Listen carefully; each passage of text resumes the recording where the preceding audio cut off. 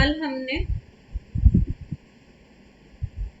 प्रसव पूर्व विकास, गर्भावस्था के दौरान बच्चे के विकास के बारे में पढ़ा था कि सामान्य रूप से मानवीय गर्भावस्था की अवधि 37 से 41 सप्ताह की होती है।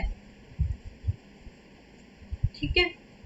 गर्भधारण के 36 सप्ताह से पहले जन्म हुए बच्चे को अपरिपक्व माना जाता है तथा 41 सप्ताह के बाद जन्म लेने वाले बच्चे को परिपक्व शिशु के रूप में माना जाता है।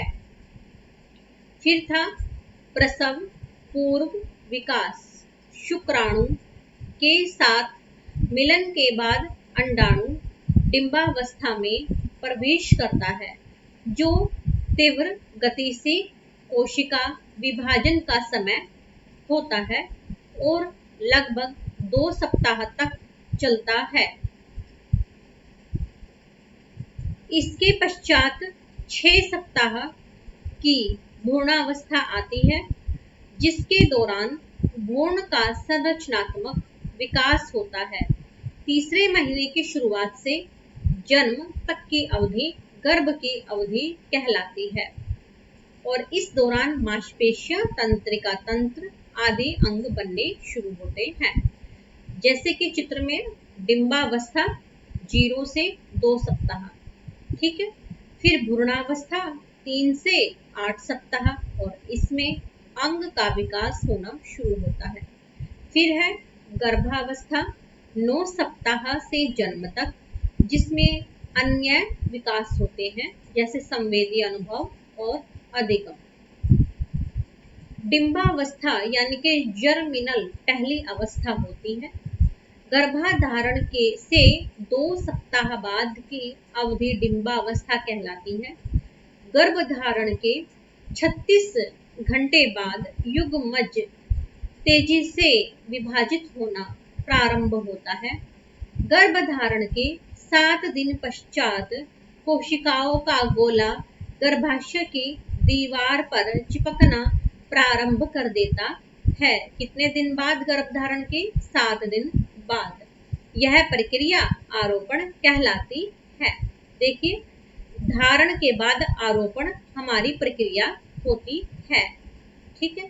फिर आगे देखिए, डिंबावस्था की मूल विशेषता गर्भनाल, जो कि गर्भाशय की दीवार को घना करने वाला एक गाढ़ा रक्त मुक्त ऊतक का बनना है। इसमें रक्त नहीं होता है, ऐसा ऊतक है जिसमें रक्त नहीं होता।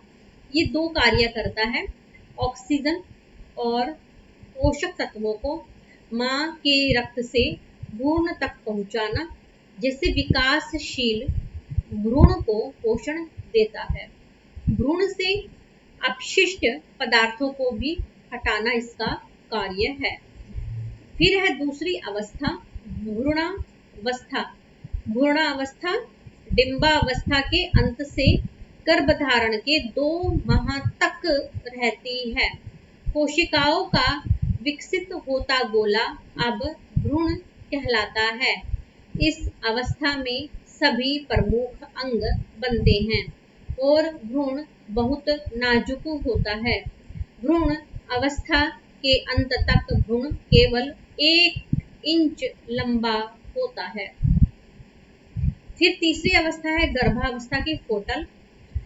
गर्भावस्था प्रसव पूर्व विकास की अंतिम अवस्था है, जो गर्भधारण के 2 माह बाद से जन्म तक होती है। इस अवस्था के 1 महीने में जननांग बनने प्रारंभ हो जाते हैं। हड्डियों और मांसपेशियों के बनने से भ्रूण तेजी से बढ़ता है और गर्भाशय में गति करना प्रारंभ करता है। अंग तंत्र और अधिक विकसित होते हैं और कार्य करना प्रारंभ कर देते हैं। अंतिम 3 माह में मस्तिष्क तेजी से आकार में बढ़ता है। त्वचा के नीचे वसा की अवरोधक परत बनती है और श्वसन तथा पाचन तंत्र स्वतंत्र रूप से काम करना शुरू कर देते हैं। फिर है आगे, प्रसव पूर्व वृद्धि को प्रभावित करने वाले कारक। जो डिलीवरी से पहले वृद्धि को प्रभावित करते हैं कारक वो कौन से हैं? यदि प्रसव पूर्व सभी शिशु विकास के सामान्य पैटर्न का ही अनुसरण करते हैं, तथापि कुछ कारक सामान्य वृद्धि को बाधित भी कर सकते हैं। टेराटोजेंस से तात्पर्य किसी रोग, दवा या अन्य पर्यावरणीय कारक से है जो विकसित होते भ्रूण को हानि पहुंचा सकते हैं। तो टेराटोरेंज क्या है? ये ऐसा रोग है जो बच्चे की वृद्धि को रोक सकता है जब वो भ्रूणावस्था में होता है। टेराटोजेंस से तात्पर्य किसी रोग या किसी दवा या अन्य पर्यावरणीय कारक से है जो विकसित होते भ्रूण को हानि पहुंचा सकते हैं, जो शारीरिक विकृति, वृद्धि का पिछड़ना और मस्तिष्क की क्षति का कारण बन सकते हैं। यानी कि अगर माता के गर्भ में जब बच्चा भ्रूणावस्था में होता है तो उस समय पर अगर उसे किसी दवाई से या किसी रोग से या माता के अंदर कोई रोग है वो, या फिर कोई पर्यावरणीय कारक है जैसे कि वातावरण दूषित होना, पानी खराब होना, इस तरीके से अगर बच्चे के जब वो भ्रूण अवस्था में होता है और उसे कोई हानि पहुंचती है जिससे उसके अंदर शारीरिक विकृति आ जाती है, मस्तिष्क में कोई कमी आ जाती है, किसी अंग में कोई कमी आ जाती है या बच्चे की वृद्धि किसी भी तरीके से रुक जाती है, तो उसे हम टेराटोजेंस कहते हैं। यानी कि कोई भी ऐसा कारक जो बच्चे को हानि पहुंचाता है जब वो भ्रूणावस्था में होता है तो उसे टेराटोजेंस कहते हैं। कुछ टेराटोजेंस और अन्य कारक जो प्रसव पूर्व वृद्धि को प्रभावित करते हैं की चर्चा नीचे की गई है। जैसे है दवाएं लेना। दवाएं लेना, अब इसमें क्या है दवाएं लेना में? जैसे कि चिकित्सीय दवाएं हैं जैसे एंटीबायोटिक्स है, या गैर कानूनी दवाएं जैसे मैरीजुआना, अफीम और कोकीन। ये ऐसी चीजें हैं जो भ्रूण को अत्यधिक हानि पहुंचाती हैं। चिकित्सकीय दवाएं जैसे एंटीबायोटिक्स, गैर कानूनी दवाएं जैसे मैरीजुआना, अफीम, कोकीन आदि भ्रूण के लिए अत्यधिक हानिकारक होती है। शराब और धूम्रपान भी जो है वो टेराटोजेंस है हमारे। शराब पीना तथा धूम्रपान करना भ्रूण पर नकारात्मक प्रभाव डालते हैं। इससे बच्चा अल्कोहलिक सिंड्रोम से ग्रस्त हो सकता है और ये भी हो सकता है कि बच्चा अपने समय से पहले माता के गर्भ से बाहर आ जाए। यह मानसिक मंदता और धीमी शारीरिक वृद्धि का कारण बनते हैं। शराब तथा धूम्रपान, इनके अलावा निकोटीन, कैफीन की अत्यधिक मात्रा भी विकसित होते भ्रूण पर प्रभाव डालती हैं। फिर है पर्यावरणीय, यानी कि निकोटीन और कैफीन कौन से कारक हैं आपके? शराब और धूम्रपान के कारक हैं जिन्हें हम टेराटोजेंस कहते हैं। पर्यावरणीय खतरे भी होते हैं जो टेराटोजेंस है। आधुनिक जीवन शैली से पैदा होने वाले पर्यावरणीय खतरे जैसे कि रसायनों के संपर्क में आना, विकिरण, अत्यधिक गर्मी, नमी आदि प्रसव पूर्व उत्परिवर्तन और विकृतियों के कारण हो सकते हैं। यानी कि अगर माता का एक्सरे करवा दे, ज्यादा एक्सरे होंगे तो उनसे जो विकिरण निकलेंगे उनसे बच्चा जो है रोगग्रस्त हो सकता है। ज्यादा गर्मी हो, नमी युक्त हो, इससे घर में ज्यादा सीलन हो और माता की तबीयत खराब रहे तो बच्चे पर भी उसका प्रभाव पड़ता है। तो ये थी हमारे एक तो दवाएं लेना। दवाएं लेना में मैरीजुआना, अफीम और कोकीन। शराब लेना में निकोटीन और कैफीन। और पर्यावरणीय खतरे तो हमारे चारों ओर जो होते हैं उनका हमें पता ही है। तो इसी तरीके से एग्जाम में प्रश्न पूछे जा सकते हैं कि निम्नलिखित में से टेराटोजेंस क्या हैं? तो उसमें आपको नीचे नाम लिखे हुए मिलेंगे और आपको पहचानना होगा कि मैरीजुआना, अफीम, कोकीन, निकोटीन और कैफीन में से अगर कोई नाम है तो वो टेराटोजेंस होगा। अब देखिए आगे, आगे इसमें दिया हुआ है कि कालम क को कालम ख से मिलाएं। जो युग्मज है वो कब होता है? क्या वो 8 सप्ताह में होता है? जब युग्मज गर्भाशय की दीवार से चिपक जाता है, क्या वो होता है? या निषेचन का परिणाम है? या मोटा रक्त भरा उत्तक है? वो तो निषेचन का परिणाम है। तो क का जो सही ऑप्शन है वो थर्ड है। आगे है आरोपण क्या होता है? क्या आरोपण जब युग्मज गर्भाशय की दीवार से चिपक जाता है वो होता है? या 8 सप्ताह होता है? या मोटा भरा रक्त उत्तक होता है? नहीं, आरोपण तो जब युग्मज गर्भाशय की दीवार से चिपकता है वो होता है। तो ख का दूसरे वाला जो है सही मिलान है। आगे भ्रूण क्या होता है? भ्रूण क्या होता है? भ्रूण देखिए, भ्रूण क्या 8 सप्ताह का भ्रूण होता है या निषेचन का परिणाम है या क्या है? निषेचन और ये दो तो हमारे हो चुके हैं। तो जो भ्रूण है वो 8 सप्ताह का होता है। आगे फिर, क्योंकि पहली अवस्था तो उसकी डिंबावस्था ही होती है, भ्रूणावस्था तो 6-7 सप्ताह के बाद, जब 2 महीने के बाद जब शुरू होती है तो वो हमारी भ्रूणावस्था होती है। आगे है हमारी गर्भनाल। गर्भनाल क्या होती है? मोटा रक्त भरा उत्तक जो गर्भाशय की दीवारों से गर्भावस्था के दौरान सीमा बनाता है और भ्रूण को पोषित करता है, उसे हम गर्भनाल कहते हैं। तो युग्मज क्या है? निषेचन का परिणाम है। आरोपण क्या है? जब युग्मज गर्भाशय की दीवार से चिपकता है। और भ्रूण क्या है? 8 सप्ताह का है। और गर्भनाल क्या है? मोटा रक्त भरा उत्तक जो गर्भाशय की दीवारों से गर्भावस्था के दौरान सीमा बनाता है और भ्रूण को पोषित करता है। फिर है आगे नवजात शिशु की विशेषताएं। अब देखिए, इस खंड में नवजात शिशु की विशेषताओं जैसे नाभि रज्जु, त्वचा, बाल, सिर, वजन, ऊंचाई, सोने के तरीकों और प्रतिवर्ती क्रियाओं जिसके चूसना की चर्चा नीचे की गई है। और प्रतिवर्ती क्रियाएं बच्चे के अंदर कब होती है? जब वो शैशवावस्था में होता है, या प्याजे की अवस्था के अनुसार कहें तो संवेदी संक्रियात्मक अवस्था 0 से या जन्म से 2 वर्ष। ठीक है, चलिए अब नाभि रज्जु के बारे में पढ़ते हैं।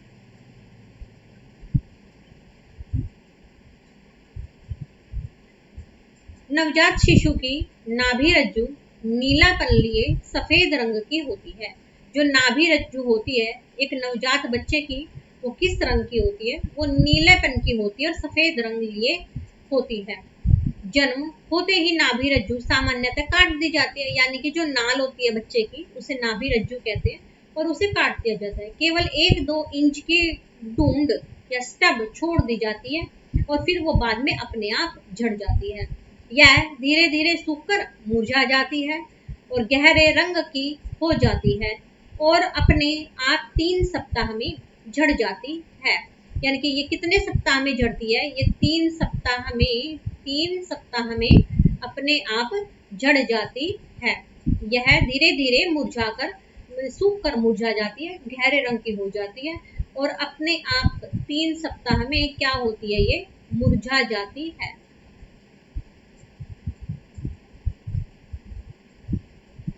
क्या हो रहा है? एक मिनट।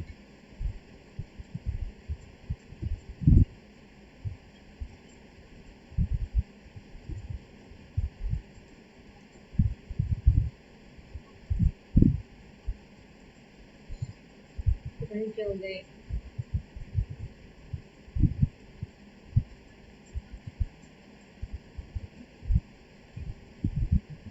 देखो, अपने आप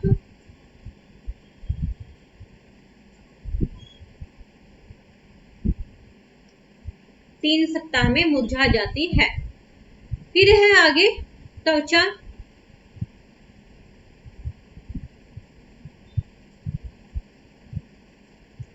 नवजात शिशु गीला खून की नवजात शिशु गीला खून की धारियों से लिपटा और एक सफेद पदार्थ जैसे वर्निकस कैसिओसा कहते हैं से ढका होता है, जिसे जीवाणु विरोधी अवरोधक माना जाता है। जब बच्चा पैदा होता है तो उसके ऊपर एक लेयर लगी होती है जिसे हम वर्निकस कैसियोसा कहते हैं। जैसे कि सुना होगा कि जो बिल्ली के बच्चे होते हैं उनके ऊपर एक जार लगी होती है, और ठीक है, इसी तरीके से जो हम ह्यूमन बींग्स के बच्चे होते हैं उनके ऊपर भी एक जार लगी होती है, एक परत लगी होती है चारों ओर, जिसे हम वर्निकस कैसियोसा कहते हैं।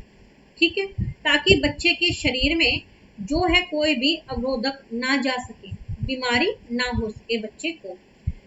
जन्म के समय नवजात शिशु की त्वचा अक्सर स्लेटी या हल्का नीला रंग लिए होती है।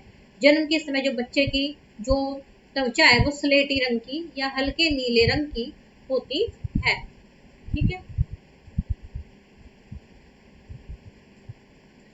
नवजात शिशु जैसे ही सांस लेना प्रारंभ करता है, आमतौर पर 1 या 2 मिनट के अंदर त्वचा का रंग सामान्य हो जाता है। फिर है बाल। कुछ नवजात शिशु के शरीर पर छोटे मुलायम बाल होते हैं जिन्हें लैन्यूगो कहते हैं। लैन्यूगो क्या है? बच्चों के शरीर पर जो मुलायम बाल होते हैं उन्हें लैन्यूगो कहते हैं। ये अक्सर अपरिपक्व शिशुओं के कंधों, पीठ, माथे, कान और चेहरे पर दिखाई देते हैं। जन्म के कुछ समय में लैन्यूगो गायब भी हो जाते हैं। सिर। सिर में क्या है?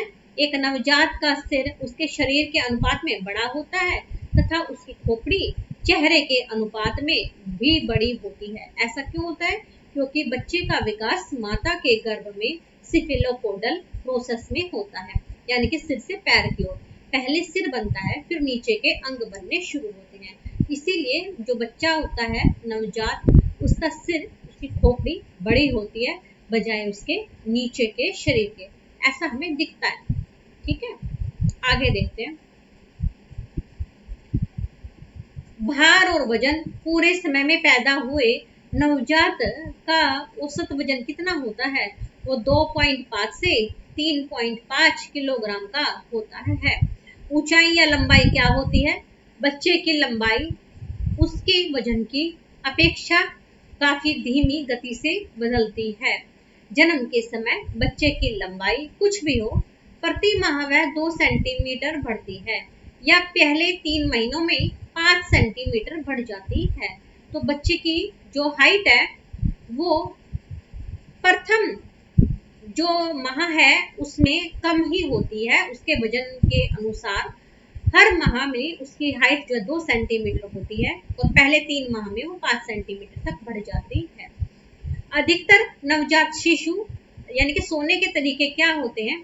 अधिकतर नवजात शिशु रात और दिन में हर 2 या 3 घंटे में जाग जाते हैं। सोने की यह अल्प अवधि उनके जागने की अल्प अवधि के साथ बारी बारी बदलती रहती है। उनका जागना मुख्य रूप से दूध पीने, उन्हें सूखा और आरामदायक स्थिति में रखने के लिए होता है।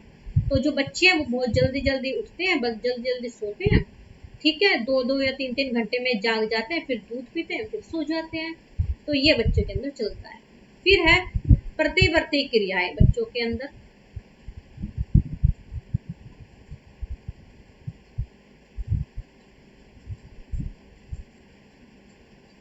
किसी विशेष प्रकार के प्रेरक या उद्दीपक के प्रति स्वाभाविक जन्मजात प्रतिक्रिया प्रतिवर्ती क्रिया कहलाती है। यानी कि बाहर से जो भी प्रेरक या उद्दीपक दिया जाता है बच्चे को, अब ये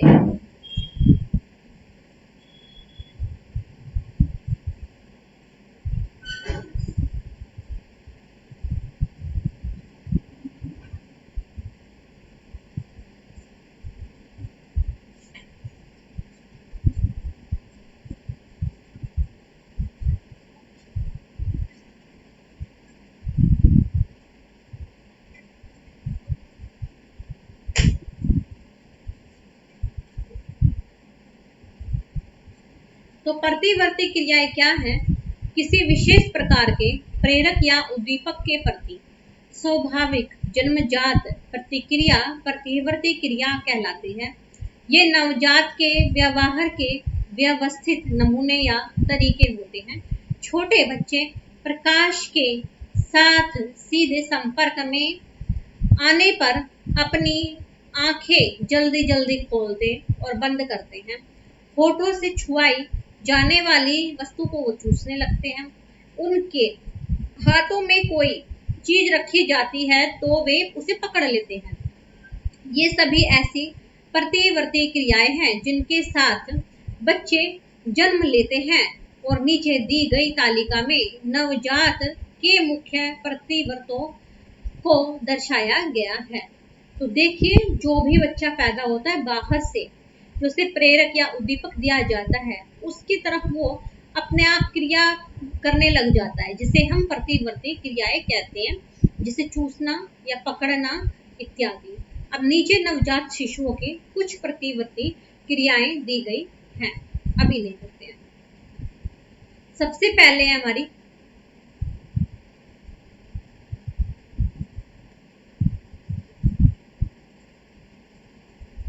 रूटिंग, फिर है कदम बढ़ाना, फिर है तैरना, फिर है मोरो, फिर है बम्बिस्की। ठीक है, पहले क्या है रूटिंग, फिर है कदम बढ़ाना, फिर है तैरना, फिर है मोरो, फिर है बम्बिस्की। रूटिंग में क्या होता है, शिशु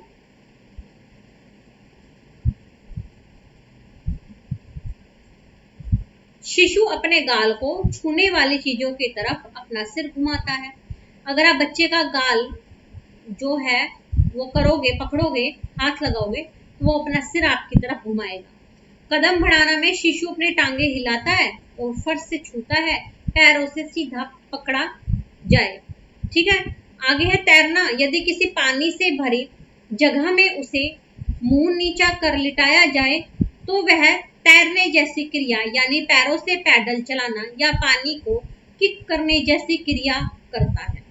फिर है मोरो। मोरो में क्या होता है, शिशु की गर्दन या सिर के नीचे से अचानक सहारा हटा लेने पर वह अपनी बाहें किसी चीज को पकड़ने की तरह बाहर को उठाता या फैलाता है। जब आप बच्चे के सिर के नीचे से कोई चीज हटा लोगे तो वो अपनी बाहों के द्वारा चीजों को पकड़ने की तरह बाहर की ओर उठता है, कैसे से हाथ मारता है अपना, तो उसे हम मोरो कहते हैं। कदम बढ़ाना आसान है, बच्चा फर्श पर कदम बढ़ाता है। तैरना भी आसान है, बच्चे को पानी में आप डालोगे तो वो अपने ऐसे पैडल टाइप अपने पैर मारने लग जाएगा।